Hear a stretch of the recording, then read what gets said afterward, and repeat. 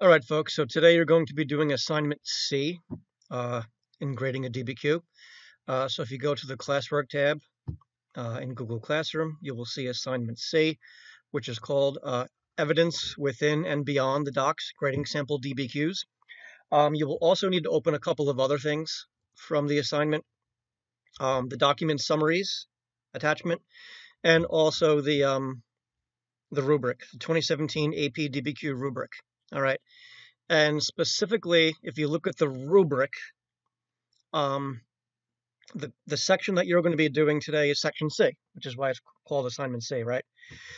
Evidence from the docs and evidence beyond the docs. So basically, it's a possible 3 points on the rubric that you will learn about today. You get 1 point for using outside knowledge, which we'll go into a little bit more momentarily. And you get 1 or 2 points for using the documents. All right. So if you go to the actual assignment, all right, there's the prompt. There's a little bit of examples of or what's on the rubric about outside knowledge and using the docs. And then it gets the sample F, which I am going to read through. And I'm doing that because the handwriting is pretty terrible. It's almost as bad as mine. But over the years, I've become pretty good at deciphering student handwriting. I can tell you there's going to be a couple of parts that I can't make out here. But by and large, I'll pretty much read it through. So you can, you know what everything says, so on and so forth. So again, please have the rubric we already looked at. The other document would be the document summaries, the other attachment. And if you open up the document summaries and you scroll down to the 4th page, all right, it's actually called document summaries. You'll see a chart there for documents 1 through 7. All right. And as I read through the essay, you can pause the video at any time and go back and look at the description of the document and see if it was used correctly by the author of the essay. All right. So going back to the assignment, please don't forget the prompt. Evaluate the extent of change in ideas about American independence from 1763 to 83, pretty much the end of the 7 Years' War to the end of the Revolutionary War. Now, what the rubric says about outside knowledge. So to earn the point, I'm reading from the little description here. The author, ultimately you, must use at least one additional piece of specific historical evidence beyond that found in the docs, relevant to an argument about the prompt. To earn this point, you must describe the evidence and must use more than a phrase or reference, maybe 3 or 4 or more sentences. This additional piece of evidence must be different from what you write about in the intro. All right, because that isn't technically in support of your claim. So as I read through the essay, you should be looking for one discussion of something that's not in the docs. All right, and I'll actually point out the part that might be the outside knowledge. So that's 1 point. So for the other 2 points, remember you get 7 document excerpts. All right, if you use 3 of them in support of your thesis statement, you get a point. If you use 6 of them correctly, you get 2 points. All right, if you use less than 3, you get no points. So what I'm going to ask you to do is, if you take a look at the rubric, for example, when I use this rubric to grade your essays, and what I do is I'll put an X. Let's say you use document 7 incorrectly. I'll X it out. If you use it correctly, I'll circle it. So I suggest that on a piece of paper right now, you just write 1, 2, 3, 4, 5, 6, 7. And as I read through the essay, you, in any way you'd like, because I'm not going to see this part, you mark up if you think they use the document correctly or not. Okay? Document 1, which is the first one they attempt to use in the essay, I'll talk about that one. I'll stop the reading of the essay and talk about it. The rest of the essay, I'm just going to read right through. So you can stop it at any moment and go back to the document summaries and check it out. So I'm going to read the essay. It's the same essay that you read in the contextualization exercise B for context, but it's a little longer. It's another paragraph or 2. All right. And then after, I mean, this isn't the exact screen you see because I'm in the editing screen here. Basically, you decide if the sample gets the point for outside knowledge, yes or no, and you write why or why not in a couple of sentences. Then the same thing for the usage of the docs. If they use less than 3 docs correctly, they get no points. If they used 3, 4, or 5 documents correctly, they get 1 point. If they used 6 or 7 correctly, they get 2 points. And then you write why or why not, and I ask that you are somewhat specific when you write down why or why not. You tell me they only used 4 documents. They attempted to use document 6 correctly, but they wrote this about it, and that's not correct. Like, say things like that, okay? And I believe once you submit it by the end of this period, you should get the feedback for the 2 why not questions right away. And remember, it's not all that important that you agreed with the person grading it. Just that you get an idea of what's expected, and you get an idea of how to get credit for certain things. Okay? So let's get to the essay. All right, so here we go. The period of 1763 to whoops. Scroll back. Sorry about that. The period of 1763 to 83 was a contentious time in American history for a combination, the introduction to Enlightenment ideals from Europe and the end of salutary neglect changed American life forever, for there was now a growing demand for independence. Again, this is just the intro, no docs yet.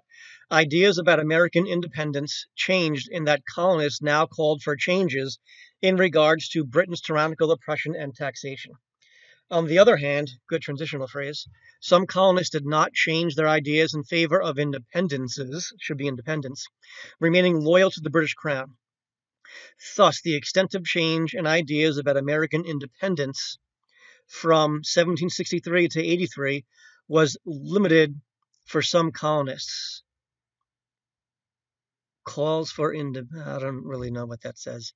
Wanting to end British tyranny, or while others wanted to remain a loyal part of the British Empire. That's a pretty good thesis statement. Could use some cleaning up, but it's pretty good. First body paragraph. The political landscape was changing following the French and Indian Wars end in 1763, for Britain ended its long policy of salutary neglect, and once again began to enforce the Navigation Acts of the late 17th century. The British began imposing taxation on the colonists on imported goods, eventually infuriating them to the brink of revolution. All right. So, by the way, the claim in this paragraph is the first sentence, the topic sentence. The political landscape was changing following the 7 Years' War. England began trying to collect taxes, and it was really angering the colonists. All right. So all the rest of the paragraph should be evidence supporting that claim. So this idea is illuminated through a teapot that has the inscriptions No Stamp Act and America Liberty Restored, Document 1. And I should say the way that it's cited here in parentheses, Doc 1, is what I would very highly recommend. Because, again, you don't want the person grading this to kind of try and have to search for stuff. So you want to make it painfully obvious to that person grading it that you just tried to use Document 1. It makes it so much easier for the grader, and it can only help your grade. So a little bit more about Document 1, and I'll talk about it. The point of view of the maker of these pots would certainly have opposed the British, for they taxed the colonist stamps without representation in Parliament. The attitude displayed on this pot clearly signals a change in ideas, for it is obvious that independence was a growing concern of craftsmen. And I can tell you that they definitely would get credit for using Document 1. All right. So again, the claim of this paragraph is that the taxes and the lack of representation with regard to these taxes and the fact that they were for profit for England really angered the colonists.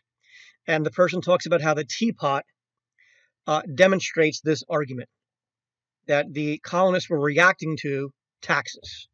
The Stamp Act was a tax. You had to get any paper products stamped. Okay?